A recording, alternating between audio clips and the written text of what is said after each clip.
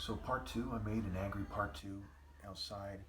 I said a lot of things that are hurtful, kind of broke the rules a little bit, some would say, so I'm just going to use this version instead. All right, chapter 12, verse 14. From the fruit of their lips, people are filled with good things, and the work of their hands brings them reward. So your deeds, right? The fruit, your communication, actions speak louder than words, okay? The fruit of your heart, from the fruit of your lips, what comes out of your mouth makes or breaks you, brings you to God or defiles you, etc. Verse 15. The way of fools seems right to them, but the wise listen to advice. Whose advice? From read Proverbs, it's Proverbs of Solomon and other people who wrote these Proverbs, Ager and so on and so forth. Okay? And that's a form of listening to advice. Also, I listen to people giving bad advice, but I do not do what they say. You see what I'm saying? So I take the wise path and use the scale of universal pinpoint and moral precision, the wise decision, the righteous decision, and focus moral intensity to define the moral order, because the children of God are concerned with order. Proverbs 28 makes that clear. I uploaded a video about that, first 7 verses or so. Anyway, 16. Fools show their annoyance at once, but the prudent overlook an insult when? So if somebody stares at me at the store, I'm not going to necessarily ask them what they're looking at. Even before, when I was very healthy, didn't wear glasses, so on and so forth. I used to carry weapons within the limits of the law, knives in my trunk, whatever, in case I had to squab with somebody or had to take on a bunch of people or whatever the case may be. When I was younger, I used to carry a heavy flashlight in the trunk and at times machetes and things like this.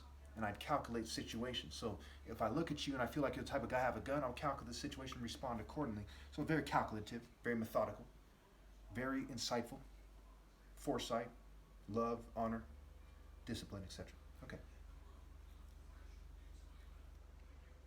An honest witness tells the truth, but a false witness tells lies. Well, this is important because it's in the context of the chapter. It's trying to keep your head in reality and show you the truth. Okay. What comes next? The words of the reckless pierce like swords, but the tongue of the wise brings healing. So it's a form of lying, and to say that you're of God, you're in the church, or you say you're a Christian or Muslim or Jew or anything that has to do with God and logic and truth, and then communicate hurtful things. So the communication, the words, right? The heavens declare the glory of God. The skies proclaim the work of his hands. The day after day, night after night, they pour forth speech. Psalm 19. Okay, so there's various ways that communication occurs spiritually, by actions, words, sounds, etc. Okay, and when women as a group communicate the spiritual rejection of moral might, and in their own way say, don't you dare try to talk to me, and them saying it, not me, and they're saying that it's because they're in a cult or they're in a social group or their culture, their worldly way about them, their worldly lifestyle, they're rejecting my approaches, and they are saying to me time and time again, settle and be the slave of the white Jew and the LGBT community and the token minority. That's reckless, unfocused body language, natural communication. Actions is communication. Okay? And only those obeying God through me can bring true healing. Everything else is just psychology and technology and chemistry and stupidity. Okay. 19. Truthful lips endure forever, but a lying tongue lasts only a moment. Deceit is in the heart of those who plot evil, but those who promote peace have joy. Am I deceitful? How come I've been making these romantic arguments for years now? Years. I'm on social media every day making similar arguments. I'm making arguments that have to do with romance and directly touch on romantic relations, and even women reject me, and there's not even the beginning of a viable counter-argument. Because my heart is true. If God would examine my heart and my being right now, he would see that I'm insisting that they obey God in moral precision and give me my place in the moral order when I'm saying that they shouldn't reject me. And they should reject their false marriages, their false relationships, following sex cults in the military and the government and the corporations and all this. They should reject their social clubs and gangs and groups, and they should obey God through me and give me my moral right to lead. And that's the right thing to do, and I'm the only one doing the right thing. Everyone else is cheating me out of my right to lead. Okay? They have no viable counterargument. If you do not have the logic to present a viable counterargument, can you logically say you're doing the right thing by cheating me out of my right to lead? No. And on top of that, the logic doesn't exist because it isn't right to cheat me out of my right to lead. even if you don't know who I am. Okay, if you don't know that something from a store fell into your pocket and you walk out with a gold chain or something, does it make it right? No. Will you still be held accountable for it? Yes. Now, it gets complicated.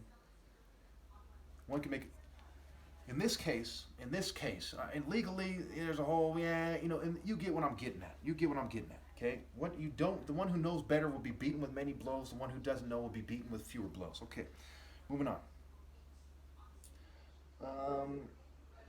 No harm overtakes the righteous, but the wicked have their fill of trouble. Because remember, there's such thing as manslaughter versus premeditated murder, right? So reckless endangerment, unfocused endangerment, being a reckless, unfocused, attractive. How can you be an attractive female and look at the most righteous guy that ever lived and say, hey, I'm not going to communicate guaranteed romantic receptivity in this dark, evil planet?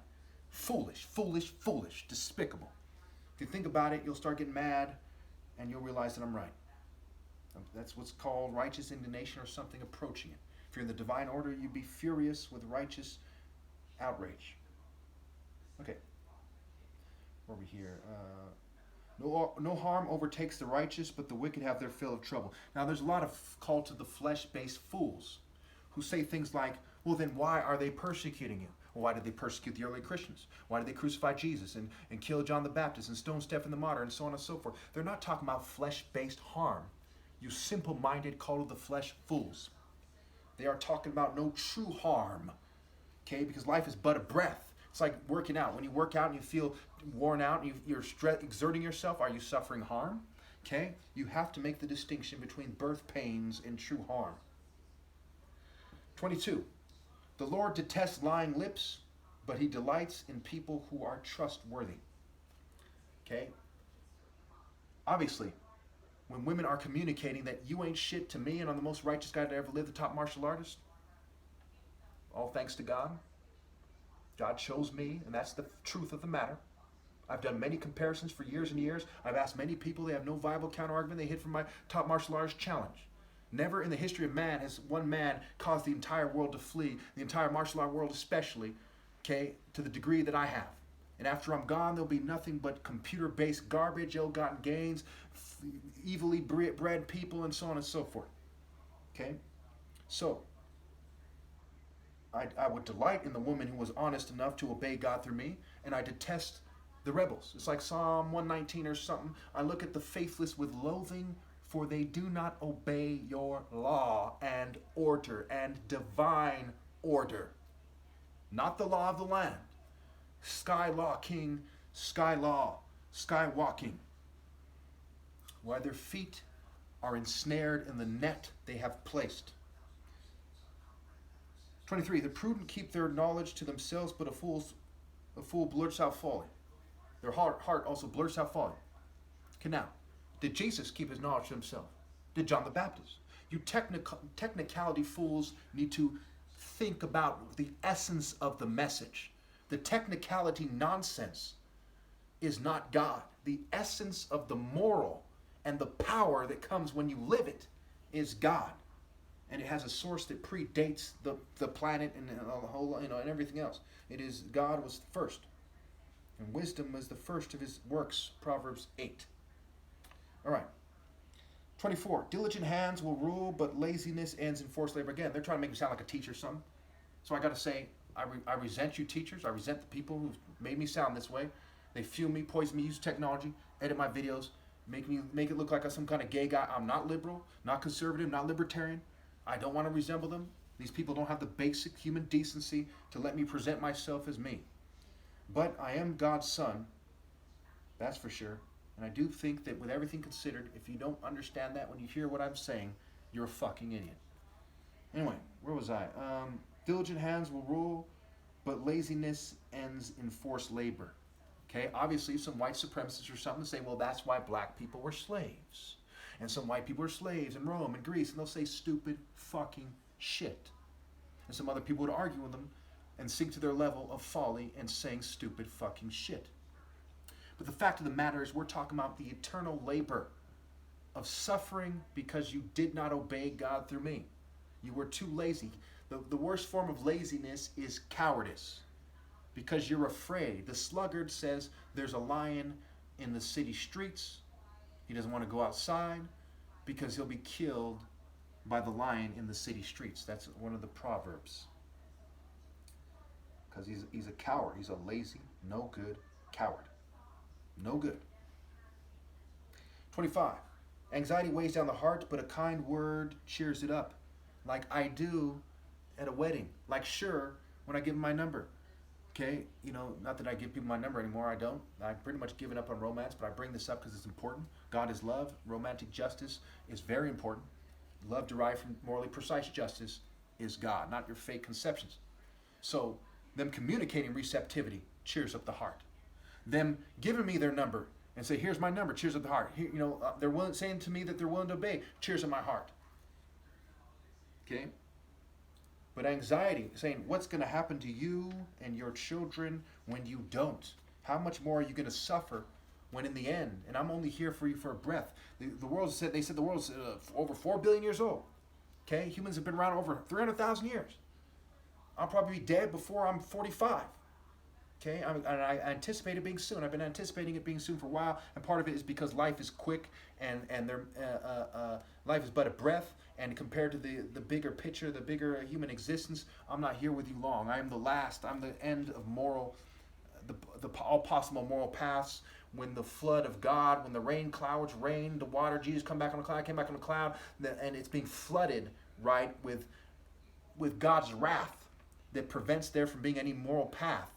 And the wrath is automatically inspired and automatically comes when you screen out the righteous every generation. Okay?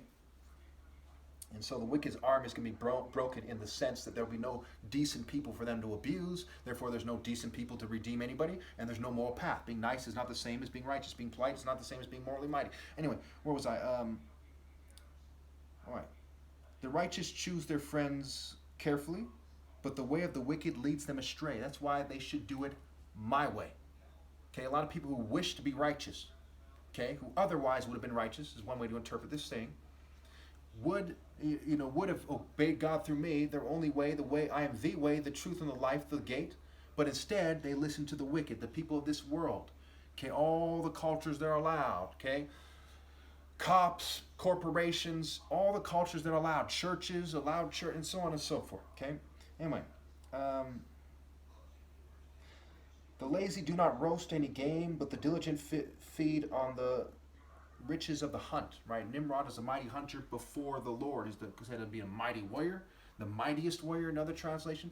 He's a mighty hunter before the Lord. And Cush begot Nimrod. Ham begot Cush. Cush begot Nimrod. And in Nahum it says Cush has a strength that is boundless. Okay, so a mighty hunter before the Lord. In Cush, C-U-Sh.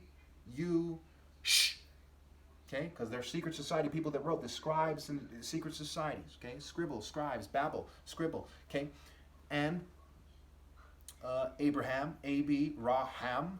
Okay, champion, C-Ham, Pi, On, and so on and so forth. Okay, they're splitting the pyre because they're pirates. Pirate is rape it, scramble, because they're horny devils who are sexually immoral. If you don't know that I'm right, if you didn't know already, I feel sorry for you. Anyway, not sorry enough to forgive you without you doing what it takes in time. In the way of righteousness there is life. Along that path is immortality. So how do you feed in the riches of the hunt? To be righteous in the divine order, and so on and so forth. So in the path that leads you to me, the gate, Proverbs 8, does not wisdom call out? This is Proverbs 12 and Proverbs 8 says, does not wisdom call out? Does not understanding raise her voice at the highest point? Focus, moral intensity, David versus Goliath, I am the root and offspring of David and the bright morning star in Revelations. Does not wisdom call out? Psalm 89, I believe it is. God says, I've bestowed strength on a warrior. Does not the warrior call out with his warrior king, top martial artist wisdom? That these people are pretending doesn't exist. They say, look at a cloud. Oh no, go to my church. But they're not telling you the truth about me. Unless they're telling you to gang stalk me because you're in one of their satanic secret societies or something. Okay, along the path of righteousness, not empty faith. Even the demons believe in me and God and shudder. Along the path of righteousness is eternal life. Everyone else is trampled like the dogs they are.